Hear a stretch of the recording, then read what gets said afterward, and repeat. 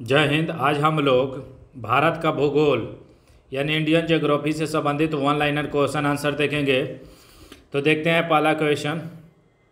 इससे पहले ancient medieval और मॉडर्न हिस्ट्री का वन लाइनर अपलोड कर दिया गया, आप प्ले लिस्ट से देख सकते हैं। यहाँ हम लोग देखते हैं वन लाइनर ज्योग्राफी का। दूध गंगा नदी अवस्थित है जम्मू और कश्मीर में। जम्मू और कश्मीर में दूध गंगा नदी अवस्थित है। थोड़ा और बात करें तो दूध गंगा जो नदी है ये महाराष्ट्र और कर्नाटक दोनों राज्यों में बहती है, जो कि कृष्णा नदी की सहायक नदी है। और एक दूसरी जो है ये दूध गंगा है जो कि श्रीनगर के रेंज में जम्मू कश्मीर में बहती है। अगला हम लोग क्वेश्चन देखते हैं। वह नदी जो हिमालय की 3 श्रेणियों को आर पार काटती है, सतलुज नदी। सतलुज नदी वह नदी है जो हिमालय की 3 श्रेणियों को आर पार काटती है। ये भारत से नहीं निकलती है, तिब्बत के रेंज से निकलती है और भारत होते हुए फिर पाकिस्तान में जाके सिंधु नदी की सहायक बन जाती है। आगे हम लोग देखते हैं। सिंधु नदी का उद्गम है कैलाश श्रृंखला। कैलाश श्रृंखला जो है सिंधु नदी का उद्गम स्थान है। गंगा नदी के एकमात्र सहायक नदी जिसका उद्गम मैदान में होती है वह है गोमती नदी। गोमती नदी वह एकमात्र सहायक नदी गंगा की है जो कि जिसका उद्गम मैदान क्षेत्र से होता है। भारत की प्रमाणित मध्याह्न रेखा कहलाता है 82.5 डिग्री पूर्वी। 82.5 डिग्री पूर्वी भारत का प्रमाणित मध्याह्न रेखा कहलाता है। भारत का वह राज्य जिसकी तट रेखा सबसे लंबी है गुजरात। भारत का गुजरात राज्य ऐसा राज्य है जिसकी तट रेखा सबसे लंबी है। डूरंड लाइन किसके साथ भारत सीमा निर्धारण करती है? अफगानिस्तान के साथ। भारत और अफगानिस्तान के साथ जो रेखा है वो डूरंड रेखा या डूरंड लाइन है। थोड़ा और जान लेते हैं। MIC यानी मैकमोहन जो है इंडिया और चाइना के बीच है, और रेड क्लिफ जो है इंडिया और पाकिस्तान के साथ है। ये भी याद रखेंगे कि मैकमोहन रेखा जो है इंडिया और चाइना के बीच, और जो रेड क्लिफ है ये इंडिया और पाकिस्तान के बीच। रेड क्लिफ जो कि माउंट बेटन योजना के समय, भारत की आज़ादी के समय रेड क्लिफ आए थे, उन्हीं की अध्यक्षता में सीमा आयोग जो बनाया गया था, तो रेड क्लिफ रेखा उसका नाम था। आगे हम लोग देखते हैं। रेड क्लिफ लाइन सीमा निर्धारित करती है भारत और पाकिस्तान के बीच। भारत और पाकिस्तान के बीच रेड क्लिफ लाइन सीमा निर्धारण करती है। भारत का वह सुदूरस्थ दक्षिणतम बिंदु स्थित है इंदिरा पॉइंट। इंदिरा पॉइंट वह भारत का दक्षिणतम बिंदु है सबसे दूरस्थ में, उसका नाम है इंदिरा पॉइंट। थोड़ा और जान लेते हैं। अगर भारत का दूरस्थ भूमि से सटा हुआ दक्षिणतम बिंदु अगर क्वेश्चन आ जाए तो उसका मानना है कैप कैमोरिन। कैप कैमोरिन, ये दोनों को जरूर याद रखिएगा। इंदिरा पॉइंट जो है अंडमान निकोबार द्वीप समूह में सबसे लास्ट बिंदु यानी भारत का सबसे दक्षिण जो बिंदु है उसका नाम है इंदिरा पॉइंट। अब कभी क्वेश्चन आ गया कि भारत का सुदूरस्थ दक्षिण स्थल बिंदु कौन है, तो हो जाएगा कैप कैमोरिन जो कि तमिलनाडु में है। तमिलनाडु का लास्ट पॉइंट पे है। और भारत का अगर दूरस्थ उत्तर बिंदु अगर क्वेश्चन में आ जाए तो इंदिरा कौल याद रखिएगा। इंदिरा कौल, इसे भी याद रखेंगे क्योंकि कई बार क्वेश्चन पूछ देता है। आगे हम लोग देखते हैं। भारत का वह राज्य जहां सूरज सबसे पहले दिखाई देता है अरुणाचल प्रदेश में। अरुणाचल प्रदेश भारत का वह राज्य है जहां सूरज सबसे पहले दिखाई देता है। और देखिएगा कि अरुणाचल प्रदेश और गुजरात के बीच जो समय रेखा होता है लगभग 2 घंटे का अंतर रहता है। आगे हम लोग देखते हैं। 9 डिग्री चैनल अवस्थित है लक्षद्वीप और मिनिकॉय के बीच। लक्षद्वीप और मिनिकॉय के बीच 9 डिग्री चैनल अवस्थित है। मालदीव के साथ भारत की समुद्री सीमा बनाता है 8 डिग्री चैनल। मालदीव के साथ भारत की समुद्री सीमा जो बनाता है उसका नाम है 8 डिग्री चैनल। भारतीय मानक समय IST इंडियन स्टैंडर्ड टाइम लिया जाता है इलाहाबाद के नैनी से। इलाहाबाद में एक स्थान है नैनी, वहाँ से भारतीय मानक समय इंडियन स्टैंडर्ड टाइम लिया जाता है। नैनी स्टेशन भी है इलाहाबाद के बगल में, अब प्रयागराज इसको कर दिया गया है नाम इलाहाबाद का, और स्टेशन भी प्रयागराज है। 10 डिग्री चैनल पृथक करता है अंडमान को निकोबार द्वीप समूह से।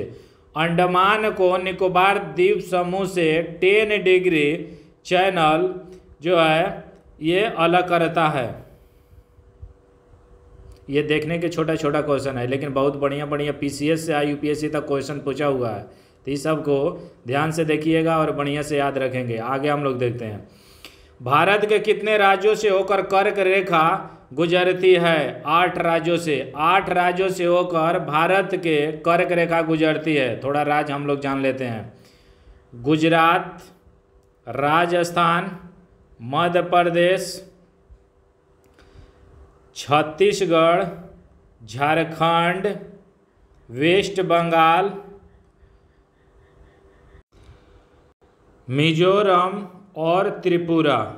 हो गया 1 2 3 4 5 6 7 8 टोटल राज्य का नाम याद रखिएगा। फिर एक बार रिपीट कर देते हैं, गुजरात, पश्चिम से पूर्व चलते हैं, गुजरात, राजस्थान, मध्य प्रदेश, छत्तीसगढ़, झारखंड, वेस्ट बंगाल, पश्चिम बंगाल, मिजोरम और त्रिपुरा। ये जो है भारत के 8 राज्य हैं जिनसे होकर कर्क रेखा गुजरती है। और भारत का कई बार क्वेश्चन पूछ देता है कि जो भारत है तो इसका मेन सेंटर कहाँ है? बीच में जो तब मेन सेंटर है नागपुर में, इसे भी याद रखेंगे। और भारत की जो ऊंचाई, अगर आप रेलवे स्टेशन वगैरह जाइएगा तो रेलवे स्टेशन के जो बोर्ड रहता है कोई स्टेशन का नाम, तो वहाँ पे समुद्र तल से ऊंचाई लिखा रहता है। तो किस स्थान से समुद्र तल की ऊंचाई को वहाँ लिखा रहता है? तो चेन्नई से, उसकी जो मेन बिंदु है चेन्नई से लिया जाता है, इसे भी याद रखेंगे। आगे हम लोग देखते हैं, भारत के प्रादेशिक जल क्षेत्र का विस्तार है तट से 12 मील, यानी 12 समुद्री मील। तट से 12 समुद्री मील भारत के प्रादेशिक जल क्षेत्र का विस्तार है। भारत का वह राज्य जिसके 3 तरफ अंतर्राष्ट्रीय सीमाएं हैं, सिक्किम। सिक्किम भारत का वह राज्य है जिसके 3 तरफ अंतर्राष्ट्रीय सीमाएं हैं। अगर सिक्किम का देखा जाए तो यहाँ है, बिहार से आप पूरब और उत्तर में देखेंगे, यानी उसकी जो बॉर्डर टच करती है सिक्किम का। भारत का एकमात्र राज्य है वेस्ट बंगाल, जिसे सिक्किम का बॉर्डर टच करता है। इधर नेपाल है, इधर चाइना और इधर भूटान है। तो ये 3 अंतर्राष्ट्रीय से जो देश है कंट्री, उसे सिक्किम का बॉर्डर टच करता है। और भारत की एक है वेस्ट बंगाल जिसे कि बॉर्डर टच करता है, इसे भी याद रखेंगे।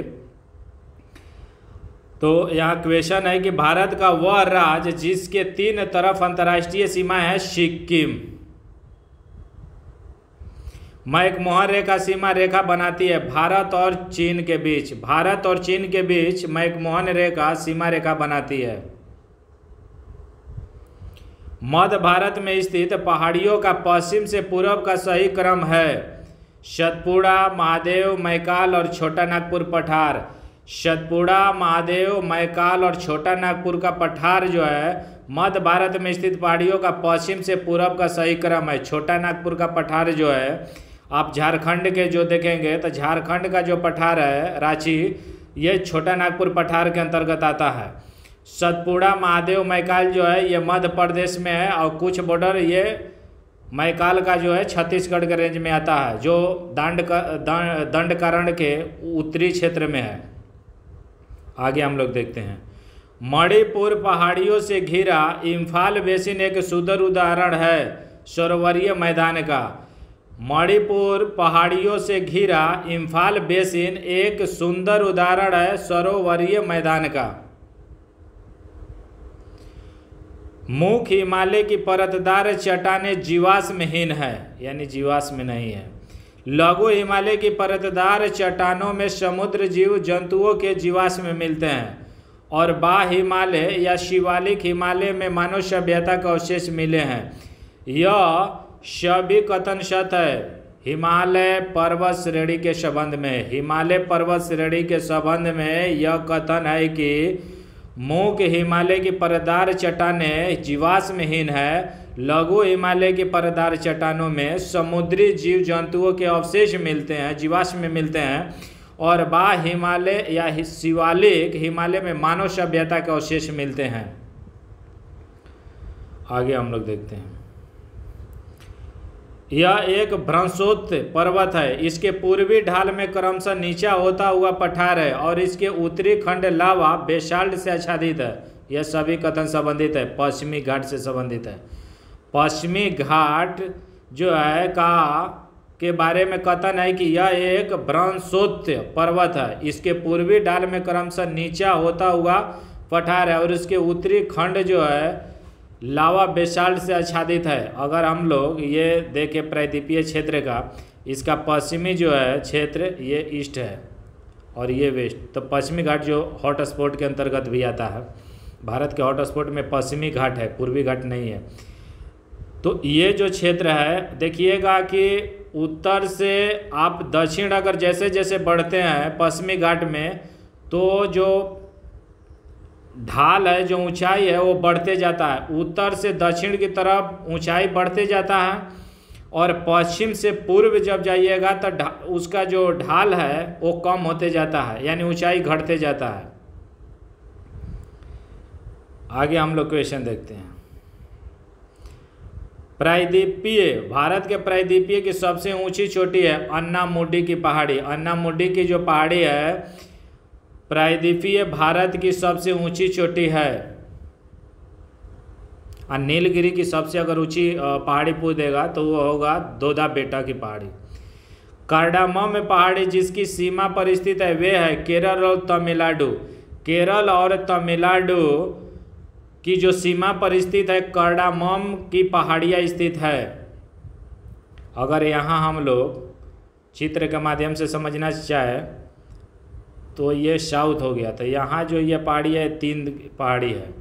एक है नीचे की जो है कार्डामम पहाड़ी है, ये पलानी है, ये है अन्नामुडी की पहाड़ी।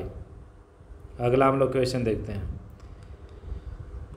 वह पहाड़ियाँ जो पूर्वी घाट एवं पश्चिमी घाट के मिलन स्थल को बनाती है नीलगिरी पहाड़ी। ये बहुत बार एग्जाम में पूछा हुआ है, इसे जरूर याद रखेंगे कि नीलगिरी पहाड़ियाँ वे पहाड़ी है जो पूर्वी घाट और पश्चिमी घाट के मिलन स्थल है। यानी कि इसी नीलगिरी जो पहाड़ी है पूर्वी घाट और पश्चिमी घाट दोनों का मिलन यहीं करता है नीलगिरी पहाड़ी, जहाँ की सबसे ऊंची चोटी दोदा बेटा की पहाड़ी है।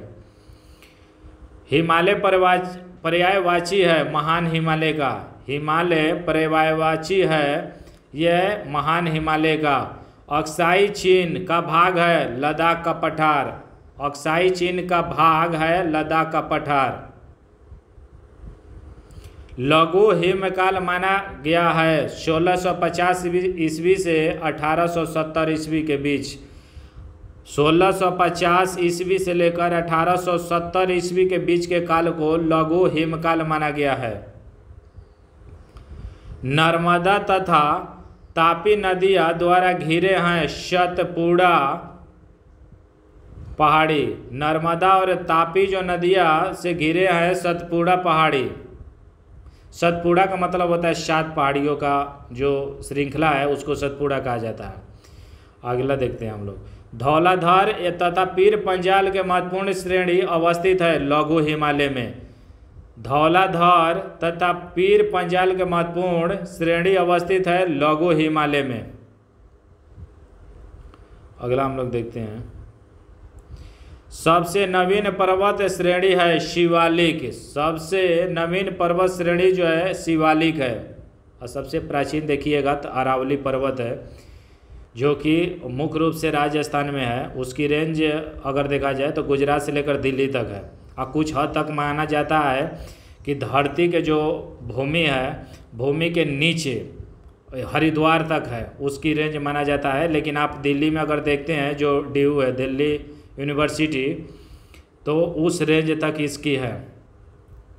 ये अरावली की बात हम लोग कर रहे हैं जो कि अवशिष्ट पर्वत श्रेणी का उदाहरण है। अगला देखते हैं। अंडमान और निकोबार द्वीप समूह में सबसे अधिक ऊंचाई वाली चोटी है सैंडल पीक। सैंडल पीक जो है अंडमान और निकोबार द्वीप समूह में सबसे अधिक ऊंचाई वाली चोटी है, वो है सैंडल पीक। दंडकारण्य अवस्थित है छत्तीसगढ़ एवं उड़ीसा में। दंडकारण्य जो है छत्तीसगढ़ एवं उड़ीसा में है। मेघालय का पठार भाग है प्रायद्वीपीय खंड का। मेघालय के जो पठार है ये जो है प्रायद्वीपीय खंड का भाग है। थोड़ा सी और हम लोग समझ लेते हैं क्योंकि ये बार बार क्वेश्चन पूछे जाते हैं। अगर ये जो है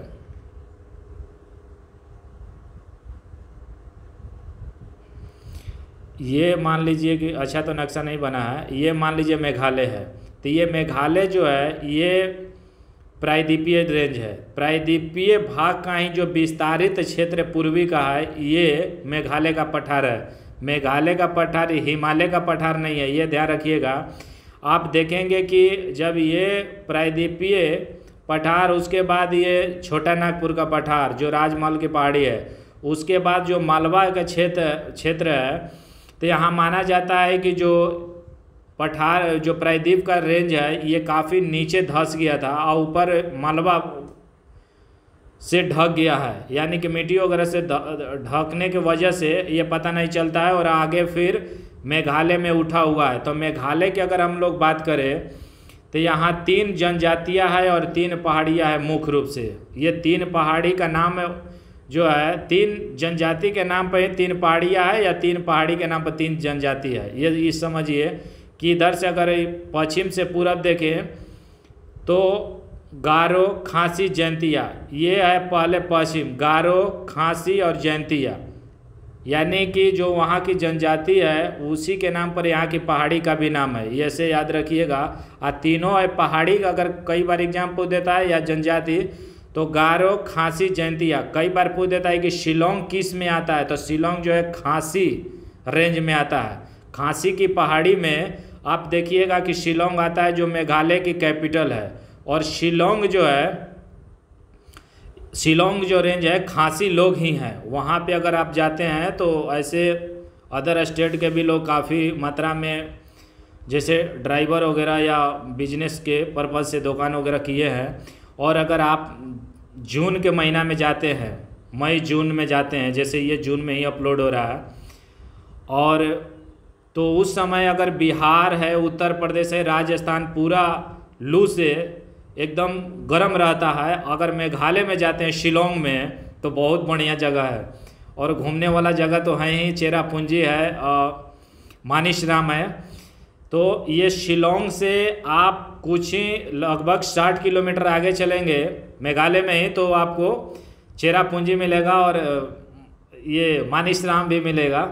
आप चेरापूंजी में अगर खड़ा रहेंगे, ये काफ़ी यहाँ के मौसम फ्लक्चुएट करता है। ये जानना चाहिए कि चेरापूंजी पहले बारिश सबसे ज़्यादा होता था, वर्तमान में मानिसराम होता है। तो चेरापूंजी में अगर खड़ा होकर देखेंगे जहाँ 7 रिवर है, 7 वाटरफॉल है, सॉरी 7 वाटरफॉल है, यानी कि 7 जल प्रपात है, ये ऊपर से नीचे गिरता है। तो जहाँ से आप जिस स्पॉट से आप खड़ा होकर देखेंगे वहाँ से देखेंगे कि ये मौसम मिनट यानी कुछ ही मिनट में, घंटा नहीं लगता है, मिनट में फ्लक्चुएट करते रहता है। कुहासा होगा, कभी बारिश होगा, कभी धूप होगा, यानी फ्लक्चुएट करता है। और यहाँ से खड़ा होकर आप आराम से बांग्लादेश का दर्शन कर सकते हैं। कई बार एग्जाम में अगर पूछ दे कि कौन सी ऐसी जगह है, 4 जगह दे देगा, वहाँ से बोल देगा कि दूसरे कंट्री या बांग्लादेश का दर्शन कर सकते हैं, तो समझिए कि चेरापूंजी से आप दर्शन कर सकते हैं आराम से बांग्लादेश को, क्योंकि एकदम दिखाई देता है, पानी दिखाई देगा और छोटा छोटा टाउन जैसा दिखाई देता है, तो आप देख सकते हैं काफ़ी उसकी। और डौकी, अगर आप बांग्लादेश के बॉर्डर क्षेत्र में जाना चाहते हैं मेघालय से शिलोंग में, तो शिलोंग जाइए, शिलोंग से आगे जाएंगे तो डौकी जगह है। डौकी आप जाएंगे तो वो बॉर्डर है मेघालय और जो बांग्लादेश का है, तो वहाँ लोग जाते हैं टूरिस्ट के रूप में घूमने, तो वहाँ जा सकते हैं। आगे हम लोग क्वेश्चन पे बात करते हैं, वन लाइनर।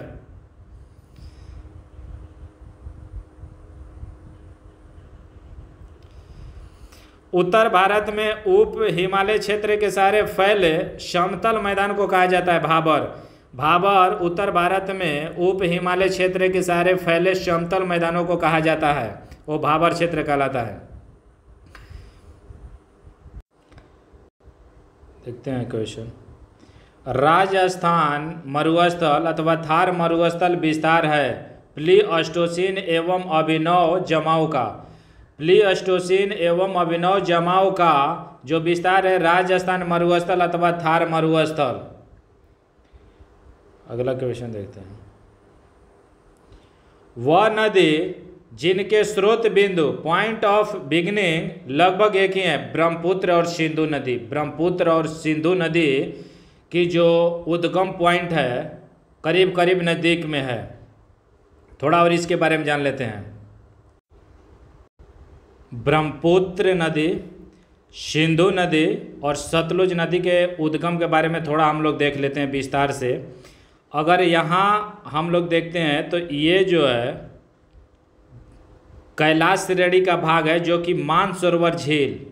तो मानसरोवर झील के पास अगर आप देखते हैं तो चेमा युंग डुंग इसका नाम है। यहाँ से ब्रह्मपुत्रा नदी निकलती है और ये पूरब चली जाती है। फिर बाद में आप देखेंगे पूरब ये चाइना में चलते हुए तिब्बत के रेंज में होते हुए ये नामचा बरवा की पहाड़ी में जब क्रॉस करती है तो इंडिया में क्रॉस करता है।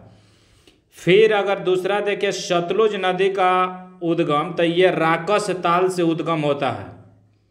इसका नाम उस समय लॉन्ग चेन खवाब रहता है और फिर यहाँ से उद्गम होकर इंडिया में क्रॉस करती है सिपकिला दरा होकर, इसे भी याद रखेंगे। फिर अगर देखते हैं सिंधु नदी के बारे में तो सिंधु नदी जो है कैलाश पर्वत के श्रेणी में जो बोखुर चू है वहाँ से निकलती है। जब निकलती है तो उसका नाम रहता है शेरमुख या सिंगी खवांग नाम रहता है। फिर बाद में इसका नाम सिंधु पड़ता और ये जो है भारत के जो लद्दाख क्षेत्र है वहाँ दमचौक नामक स्थान पर एंट्री करती है इंडिया में, और चिलास नामक स्थान पे जो है ये फिर पाकिस्तान में क्रॉस कर जाती है सिंधु नदी। तो ये रहा तीन नदी ब्रह्मपुत्र, सिंधु और सतलुज की उद्गम स्थान। ये काफ़ी महत्वपूर्ण है, इस सभी का नाम जरूर याद रखिएगा कि जो ब्रह्मपुत्र निकलती है वो निकलती है आपको मानसरोवर झील से, जो सतलुज है राकस ताल से, और बोखुर चू से सिंधु नदी निकलती है जिसका उस समय नाम रहता है सिंगी खवांग। तो इसे जरूर याद रखेंगे। आगे हम लोग देखते हैं।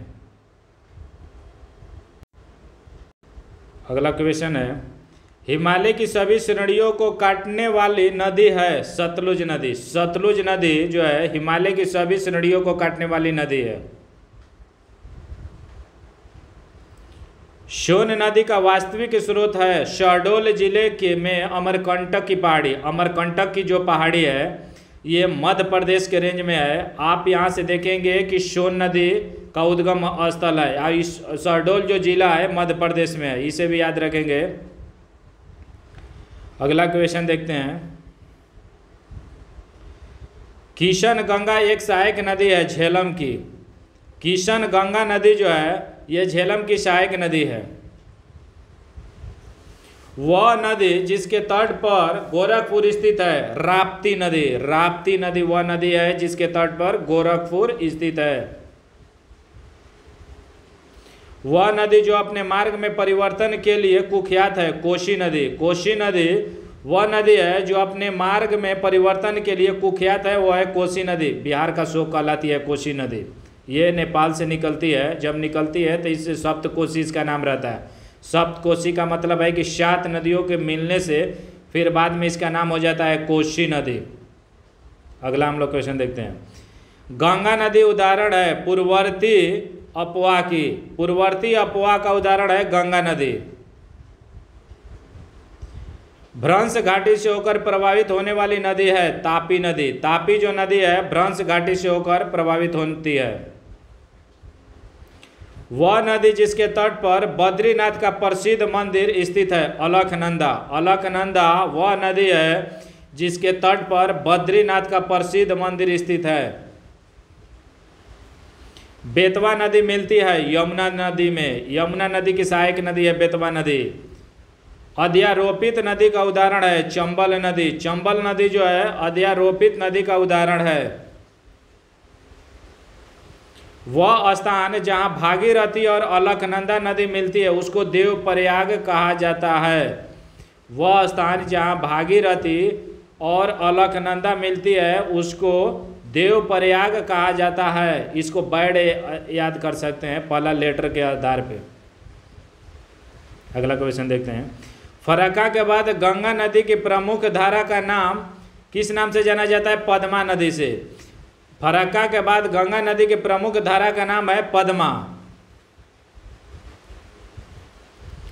भारत की सबसे लंबी प्रायद्वीपीय नदी है गोदावरी नदी। गोदावरी नदी जो है भारत की सबसे लंबी प्रायद्वीपीय नदी है।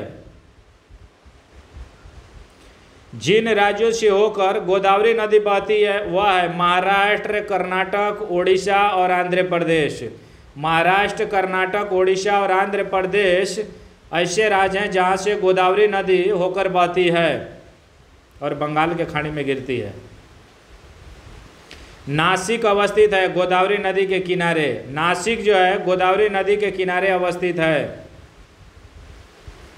लेह अवस्थित है सिंधु नदी के दाएं तट पर। लेह जो है सिंधु नदी के दाएं तट पर अवस्थित है।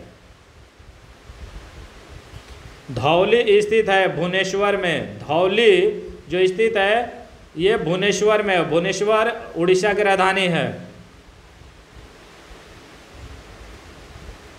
दक्कन के पठार में नदियों का प्रवाह होता है पश्चिम से पूर्व।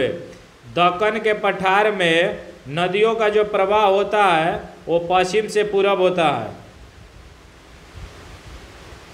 वह नदी जो उड़ीसा में अपना डेल्टा बनाती है महानदी। महानदी वह नदी है जो उड़ीसा में अपना डेल्टा बनाती है। संकोश नदी सीमा बनाती है असम और अरुणाचल प्रदेश के बीच। संकोश जो नदी है अरुणाचल प्रदेश और असम के बीच सीमा बनाती है। हगरी सहायक नदी है तुंगभद्रा की। तुंगभद्रा की सहायक नदी है हगरी। तुंगभद्रा नदी में भी दो नदी है तुंग और भद्रा, ये दोनों आकर मिलती है तब इसका नाम तुंगभद्रा पड़ जाता है। अगला क्वेश्चन देखते हैं। दो राज्यों में पहली बार दो नदियों को जोड़ने की परियोजना के संबंध में समझौते का स्मृति पत्र पर हस्ताक्षर किए गए। राज्यों और नदियों के नाम बताना है तो उत्तर प्रदेश और मध्य प्रदेश के बीच केन और बेतवा नदी के जोड़ने के लिए दो राज्यों में पहली बार दो नदियों केन और बेतवा नदी को जोड़ने के संबंध में परियोजना के संबंध में हस्ताक्षर किए गए। ये जो है उत्तर प्रदेश और मध्य प्रदेश की नदियां हैं। दक्षिण भारत की नदियां प्रमुख रूप से अपवाह तंत्र रखती है वृक्षनुमा। दक्षिण भारत की नदियां जो है प्रमुख रूप से वृक्षनुमा अपवाह तंत्र रखती है।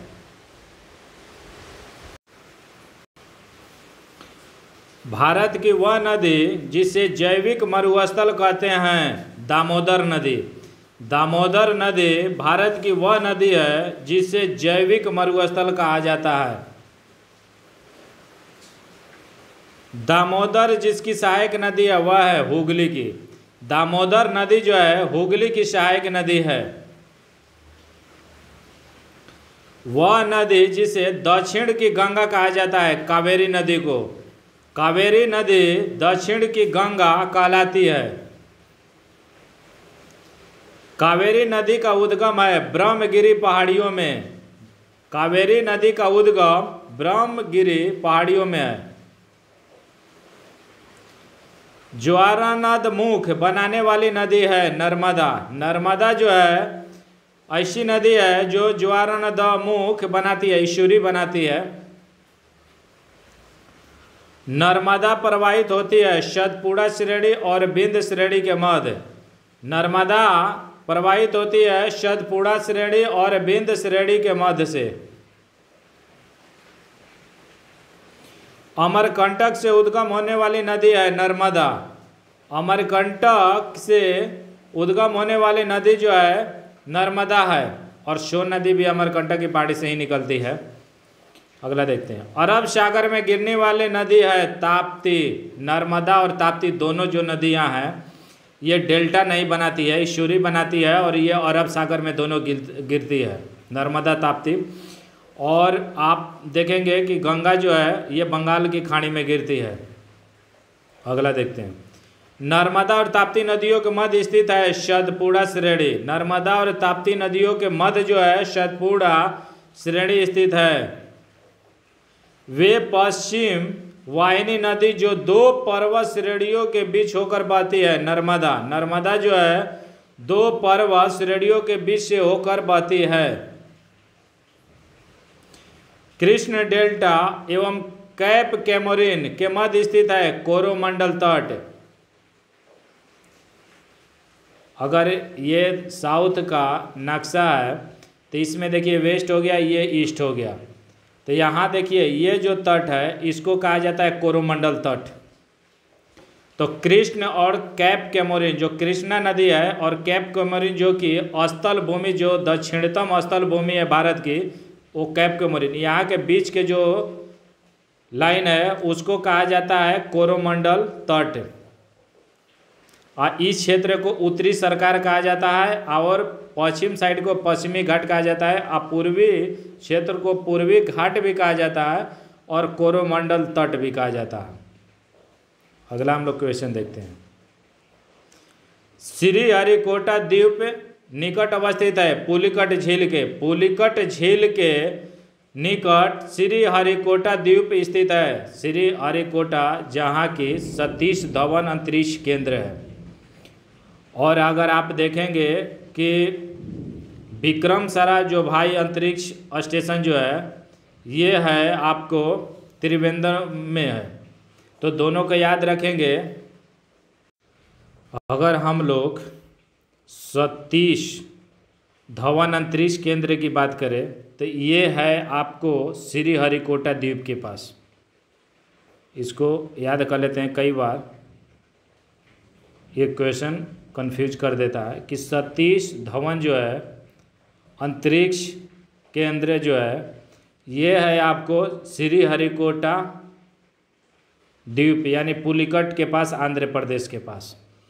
अगर हम लोग विक्रम साराभाई देखें अंतरिक्ष केंद्र, विक्रम साराभाई स्पेस सेंटर जो है ये जो है त्रिवेंद्रपुरम में है, जिसका पहले नाम त्रिवेंद्रम था तो वर्तमान में त्रिवेंद्रपुरम में है। ये विक्रम साराभाई दोनों में है, जरूर क्लियर रहिएगा। ये दोनों जो है स्पेस के लिए स्टेशन है, जो स्पेस के लिए सैटेलाइट लॉन्च किया जाता है तो लॉन्च स्टेशन है। और SLV GSLV या नेक्स्ट जनरेशन लॉन्च व्हीकल जो है या एम का, तो ये सब जो है व्हीकल है जो कि उसमें सैटेलाइट को रखा जाता है और सतीश और विक्रम साराभाई स्पेस सेंटर से लॉन्च किया जाता है। अगला हम लोग क्वेश्चन देखते हैं, कोरी क्रीक निवेशिका स्थित है कॉक्स के रण में। कॉक्स के रण में कोरी क्रीक, सर क्रीक कोरी क्रीक सुने होंगे, तो ये स्थित है कॉक्स के रण में दोनों। ये दलदली इलाका है। आगे हम लोग देखते हैं, केरल का कुट्टानाड या कुट्टानाडु प्रसिद्ध है, भारत का न्यूनतम ऊंचाई वाला क्षेत्र। केरल का कुट्टानाड जो है भारत का न्यूनतम ऊंचाई वाले क्षेत्र के लिए प्रसिद्ध है। पाक की खाड़ी अवस्थित है मन्नार की खाड़ी तथा बंगाल की खाड़ी के बीच। मन्नार की खाड़ी और पाक जो है मन्नार की खाड़ी और बंगाल की खाड़ी के बीच जो है पाक की खाड़ी है। ये पाक पाकिस्तान वाला नहीं है, पाक एक कर्मचारी था ब्रिटिश, उसी के नाम पर पाक की खाड़ी पड़ा है। अगला हम लोग क्वेश्चन देखते हैं, भारत के कितने राज्य समुद्र के किनारे पर हैं? 9 राज्य आप देखेंगे कि समुद्र से उनका सीमा टच करता है। अगर हम लोग नाम याद करना चाहे तो गुजरात, महाराष्ट्र, गोवा, कर्नाटक, केरल, तमिलनाडु, आंध्र प्रदेश ओडिशा, वेस्ट बंगाल।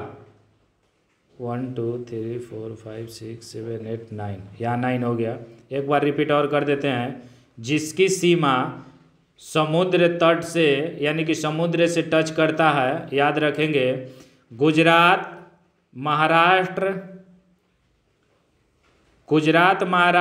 गोवा, कर्नाटक, केरल, तमिलनाडु, आंध्र प्रदेश, ओडिशा और वेस्ट बंगाल, पश्चिम बंगाल। अगला क्वेश्चन देखते हैं। भारतीय द्वीपों में से वह द्वीप जो भारत और श्रीलंका के मध्य है, रामेश्वरम बांध भी है।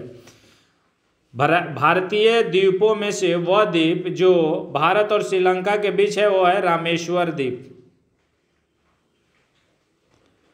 वेलिकोंडा समूह संरचनात्मक हिस्सा है पूर्वी घाट का जो हिस्सा है, वेलिकोंडा समूह संरचनात्मक हिस्सा। चित्रकूट जलप्रपात स्थित है छत्तीसगढ़ में चित्रकूट जलप्रपात स्थित है।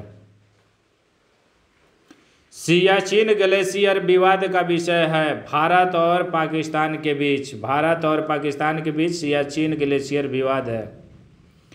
सबसे बड़ा हिमनद है सियाचिन जो है सबसे बड़ा हिमनद है। फूलों की घाटी अवस्थित है उत्तराखंड में फूलों की घाटी अवस्थित है।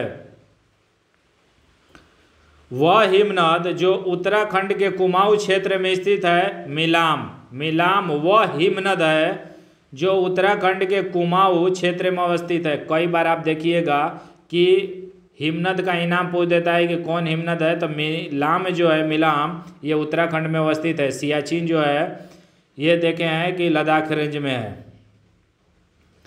अगला हम लोग देखते हैं। भारत का लगभग 2/3 कोयला पाया जाता है दामोदर घाटी में भारत का लगभग 2/3 कोयला पाया जाता है। भारत का सबसे ऊंचा जलप्रपात कौन है? कुंचिकल जलप्रपात। भारत का सबसे ऊंचा जलप्रपात जो है कुंचिकल जलप्रपात है। भारत का वह राज्य जहां फूलहर झील स्थित है उत्तर प्रदेश। भारत का उत्तर प्रदेश वह राज्य है जहां फूलहर झील अवस्थित है। वेवनाड या वेवनाड झील स्थित है केरल में वेवनाड या वेवनाड झील स्थित है। वह जलाशय जिसमें मध्य प्रदेश में हरसुद नगर जलमग्न हुआ है इंदिरा सागर वह जलाशय है जिसमें मध्य प्रदेश में हरसुद नगर जलमग्न हुआ है।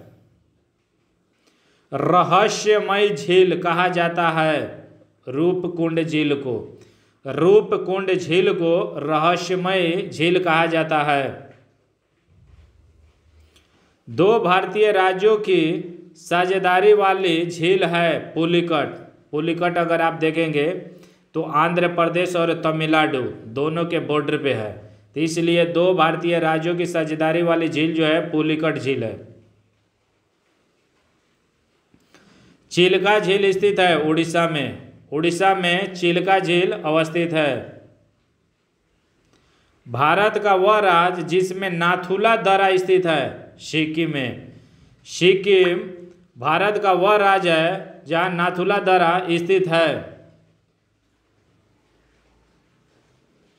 वह दर्रा जिसमें से लेह जाने का रास्ता है जोजिला दर्रा जिसमें से लेह जाने का रास्ता है। रोहतांग दर्रा स्थित है हिमाचल प्रदेश में रोहतांग दर्रा स्थित है। भारत की जलवायु पर प्रभुत्व है मानसून का। भारत की जलवायु पर प्रभुत्व जो है मानसून का है। भारत का वह राज्य जहां मानसून सबसे पहले पहुंचता है केरल भारत का वह राज्य है जहां मानसून सबसे पहले पहुंचता है। सबसे ज़्यादा बारिश भी इसी रेंज में होता है। वर्षा की मात्रा निर्भर करती है वायुमंडल में नमी वायुमंडल में नमी की मात्रा पर वर्षा की मात्रा निर्भर करती है। दक्षिण पश्चिम मानसून काल में सबसे कम वर्षा वाला राज्य है चेन्नई। अगर आप तमिलनाडु के रेंज में जाएंगे तो वृष्टि छाया में होने की वजह से दक्षिण पश्चिम मानसून में सबसे कम बारिश होती है, और ठंडा में जब उत्तर भारत में ठंडी लगती है उस समय देखेंगे कि तमिलनाडु रेंज में बारिश होती है, कई बार तो बाढ़ भी आ जाता है। तो क्वेश्चन यह है कि दक्षिण पश्चिम मानसून काल में सबसे कम वर्षा वाला राज्य है चेन्नई। ये बहुत बार एग्जाम में पूछा हुआ है, पीसीएस लेवल वगैरह में तो बहुत ज़्यादा। एक ऐसे क्षेत्र में जहां वार्षिक वर्षा 200 सेंटीमीटर से अधिक होती है और ढाल पहाड़ी स्थल है, किसकी खेती अभिष्ट होगी? चाय की। चाय की खेती के लिए ऐसे क्षेत्र जहां वार्षिक वर्षा जो है 200 सेंटीमीटर से अधिक होती है और ढाल पहाड़ी होती है। आप अगर चाय वगैरह देखेंगे असम में या मेघालय वगैरह में, तो चाय की खेती ढालू जो रहता है वहाँ पे किया जाता है। ये भी जानना चाहिए कि जो मेघालय है वहाँ पे गर्मी नहीं होती है। मेघालय के शिलोंग रेंज में, मेघालय के जो असम का जो क्षेत्र है इस साइड में गर्मी होती है, लेकिन जोरबाट वगैरह से आगे जब जाएंगे शिलोंग के क्षेत्र में खासकर, तो वहाँ आपको गर्मी नहीं लगती है। अब इसी से पता कर सकते हैं कि किसी के रूम में सीलिंग में फ़ैन नहीं रहता है, कोई फ़ैन नहीं रखा है। काफ़ी अच्छी जगह है, थोड़ा कोस्टली भारत का शहर है, लेकिन बहुत टूरिस्ट के रूप में है। उसकी मेन रिवेन्यू जो है टूरिस्ट के रूप में भी आता है। अगला हम लोग क्वेश्चन देखते हैं। उत्तरी पूर्वी मानसून से सबसे अधिक वर्षा प्राप्त करने वाला राज्य है तमिलनाडु। उत्तर पूर्वी मानसून से सबसे अधिक वर्षा प्राप्त करने वाला जो राज्य है वो तमिलनाडु है। वह स्थान जो सबसे कम वर्षा प्राप्त करता है ले जो है भारत का वह स्थान है जहां सबसे कम वर्षा प्राप्त करने वाले स्थानों में से है। भारत का वह क्षेत्र जहां औसत 200 मिलीलीटर वर्षा होती है जम्मू और कश्मीर। भारत का वह क्षेत्र जहां औसतन 200 मिलीलीटर वर्षा होती है जम्मू और कश्मीर। भारत में वर्षा का अधिक होते हुए भी यह देश प्यासी धरती समझा जाता है। इसका कारण क्या है? यहाँ कारण है कि वर्षा के पानी का तेजी से बह जाना, वर्षा के पानी का शीघ्रता से भाप बनकर उड़ जाना। दो कारणों से भारत में वर्षा तो होती है पर्याप्त, लेकिन वो प्यासी धरती समझा जाता है। इसका कारण है कि वर्षा के पानी का तेजी से बह जाना और वर्षा के पानी का शीघ्रता से भाप बनकर उड़ जाना। आप अगर देखते हैं, सिंपल बता रहे हैं कि आप मेघालय की ही बात कर लें जहाँ की सबसे ज़्यादा वर्षा होती है मानेसर में, लेकिन सबसे अगर मेघालय की जो क्राइसिस है और सबसे जो समस्या है वो पानी की ही समस्या है, पीने की समस्या है। पानी पीने की जो समस्या है मेघालय की सबसे बड़ी, वहाँ के पॉलिटिकल में देखेंगे कि शामिल रहता है कि पानी की समस्या कैसे समाधान किया जाए। जहाँ बारिश सबसे अधिक होती है वहीं पानी की समस्या, उसका कारण है कि पानी तेज़ी से बह जाते हैं।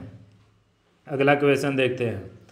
भारत के उत्तरी मैदानों में शीत वर्षा होती है पश्चिमी विक्षोभ द्वारा।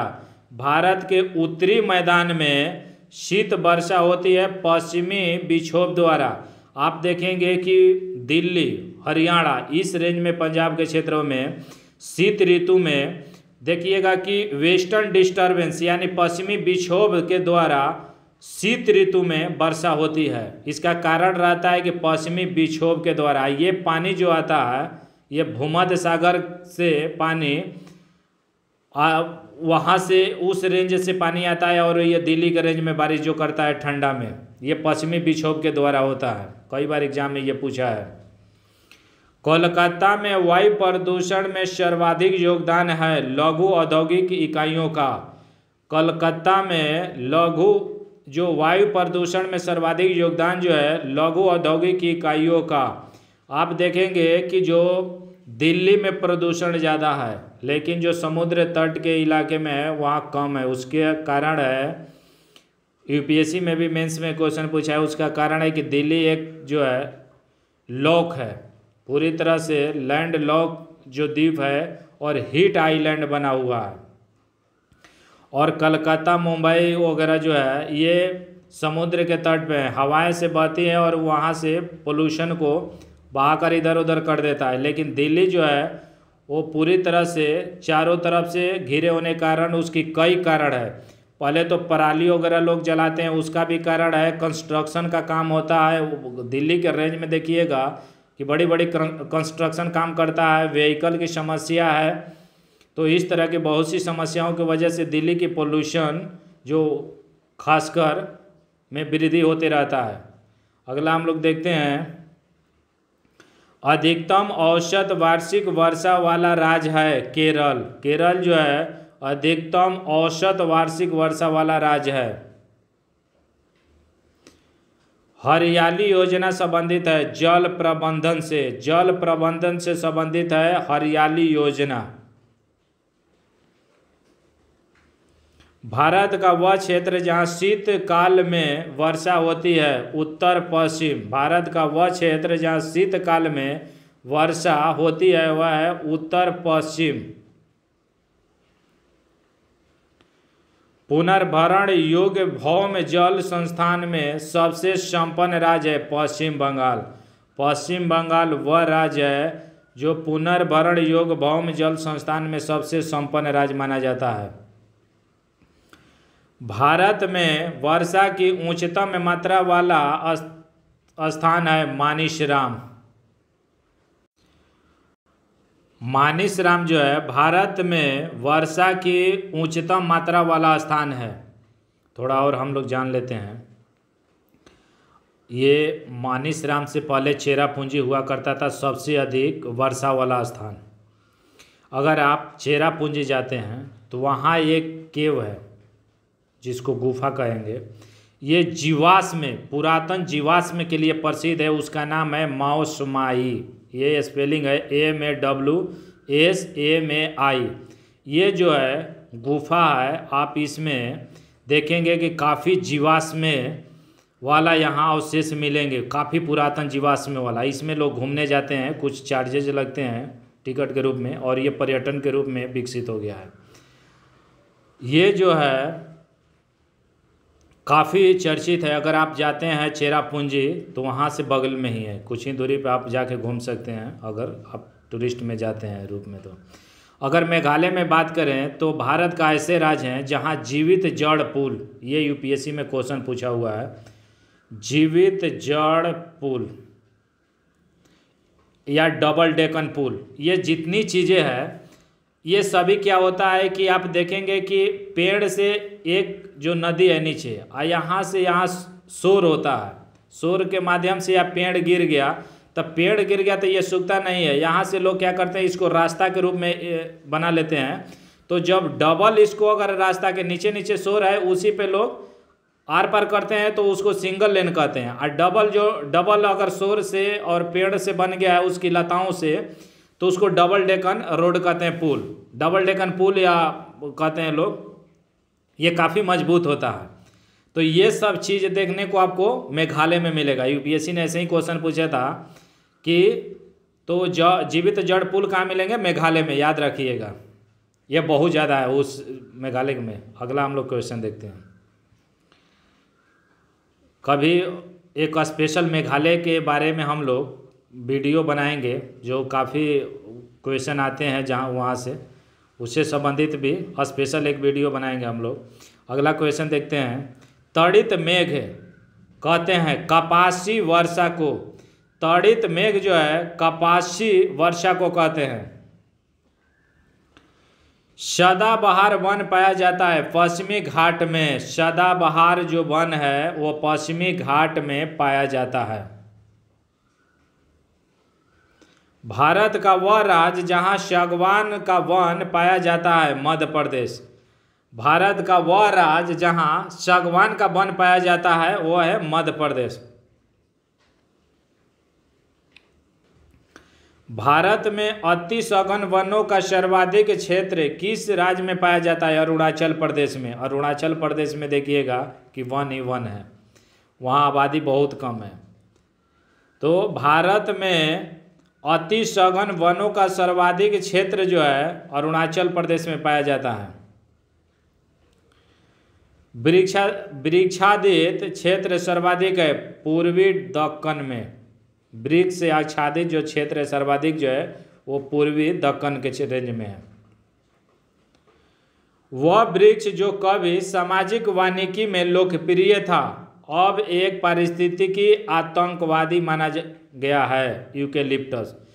यूकेलिप्टस वह वृक्ष है जो कभी सामाजिक वानिकी में लोकप्रिय था, अब यह पारिस्थितिकी आतंकवादी माना जाता है। इसका कारण है कि बहुत ज़्यादा पानी सोखता है। आप देखेंगे कि जहाँ यूकेलिप्टस रहता है आसपास की पूरी तरह से ये पानी सोख लेता है और इसकी जड़ें काफ़ी नीचे चल जाती है, तो इसलिए ये पानी सोखने की वजह से इसको पारिस्थितिकी आतंकवादी कहा जाता है।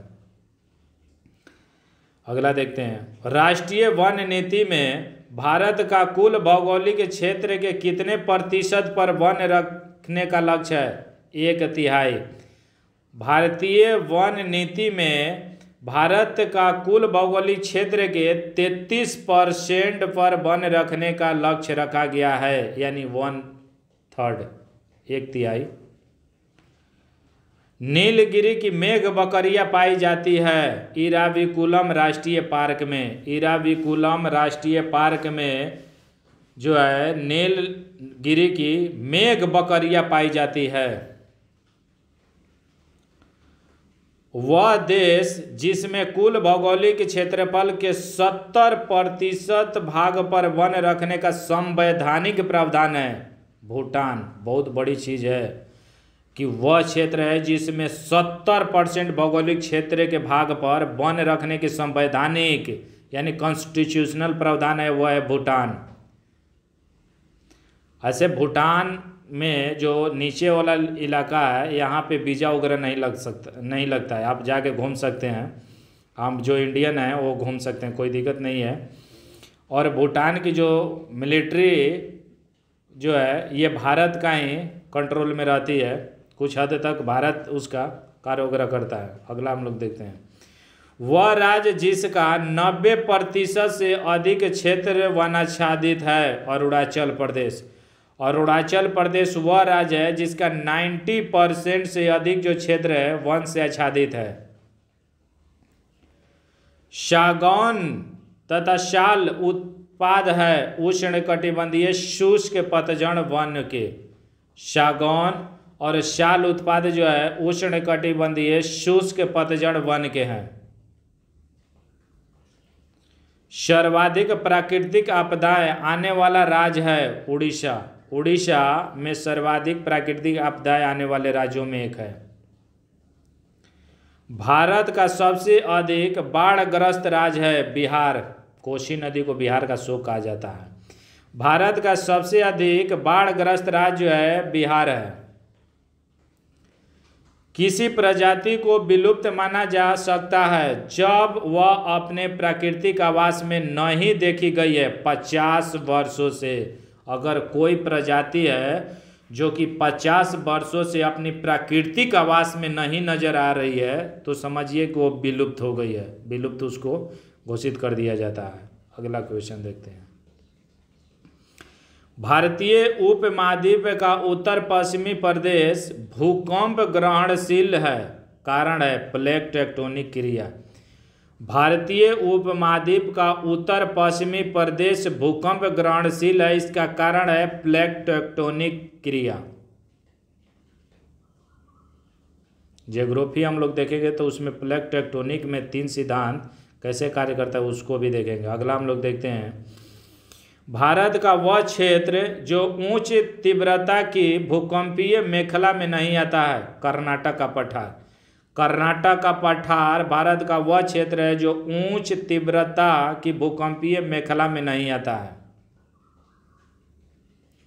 प्राकृतिक खतरों से मनुष्य की नुकसान पहुंचने की सबसे अधिक संभावनाएं होती है अकाल और बाढ़। प्राकृतिक खतरों से मनुष्य की नुकसान पहुंचने की सबसे अधिक अगर संभावना होती है तो है अकाल और बाढ़। आज का वीडियो यहाँ समाप्त होता है, फिर मिलेंगे हम लोग अगले लेक्चर में। अगर वीडियो अच्छा लगा तो लाइक सब्सक्राइब कर दीजिए। आप इसी वीडियो के डिस्क्रिप्शन में टेलीग्राम लिंक है, वहाँ अगर जुड़ते हैं तो आपको किसी भी एग्ज़ाम का नोटिफिकेशन, रिजल्ट से संबंधित PDF वगैरह वहाँ अवेलेबल आपको मिलेंगे, तो आप उसमें जुड़ सकते हैं। फिर मिलते हैं अगले वीडियो में। Thank you.